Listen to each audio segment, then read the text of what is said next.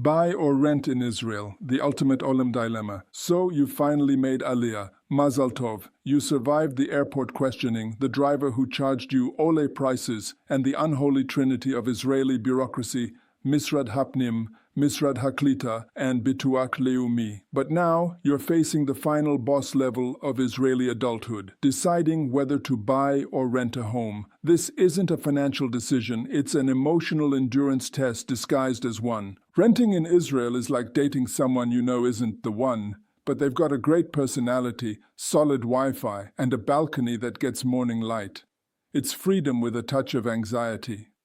You can move whenever you want, explore different cities, and experience the thrill of discovering that every apartment in Israel comes with its own mysterious smell. When something breaks, you don't fix it. You simply text your landlord, who promises to send a guy next week. That guy may or may not exist, but you'll cling to hope. The best part about renting is flexibility. You're not tied down. You can pack up and move to Tel Aviv, Jerusalem, or the nearest kibbutz the moment your neighbor starts blasting Mizrahi techno at 2 a.m. But the downside hits every 12 months when your landlord calls to say they're moving back from America, or that the market has changed, which is Hebrew for I want more money. Your rent will rise faster than the price of cottage cheese. And yet you'll stay because finding another apartment in Israel feels like competing in the Hunger Games. Buying, on the other hand, is the Israeli dream trademark. It's not just owning property, it's a rite of passage. Israelis talk about buying a home like it's a commandment. But this commandment comes with a 25% down payment, a mortgage longer than your natural lifespan, and at least one late-night panic attack involving the word CPI. The process of buying in Israel feels less like a real estate transaction and more like joining a complicated religion with extra paperwork. The perks are obvious. You can finally hang pictures without permission. You can tell your grandmother you own something in the Holy Land and watch her cry happy tears. You no longer have to fear your landlord's voice notes, which somehow always sound both angry and affectionate. But the reality is brutal. A modest apartment in Ra'anana costs around 3.3 million shekels, roughly the same as a small castle in Europe minus the moat.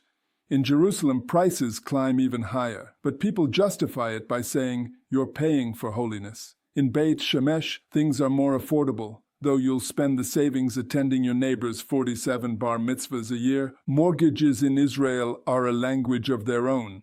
Your banker will explain things like linkage to inflation, and you'll nod as if you understand, secretly wondering if CPI is a sandwich. You'll sign so many documents that your hand cramps, and by the time you get your keys, you'll have aged 3 presidential terms. The first night in your new home will be magical, until you open the first Arnona bill and realize you now owe more money than your car is worth. Of course, both renting and buying come with their own flavor of stress. Renting means paying someone else's mortgage. Buying means crying over your own. If you rent, you'll lie awake imagining how much equity you could have built if you'd bought. If you buy, you'll lie awake wondering why you didn't just rent and go to the beach instead. It's all about what keeps you up at night, the uncertainty of renting or the certainty of debt. If you're a new ole, the advice is simple. Do not buy immediately. You don't yet know where the good bakeries are. Rent first. Learn which neighborhoods have parking and which ones have cats with territorial rights. Discover how far your nerves can stretch before you commit to 25 years of mortgage payments. In the end, there's no right answer. Only the one that keeps you from losing your mind. Renters complain they're wasting money. Buyers complain they have no money left. And everyone complains about Arnona. Whether you end up renting in Netanya, buying in Beit Shemesh, or temporarily living in your in-laws' machzan while you figure things out, remember this. In Israel, a home isn't just about ownership. It's about surviving the noise, the paperwork, and the neighbors together. Would you like me to make a shorter, blog-friendly version, around 600 words, or a spoken script version of this for a YouTube or podcast episode?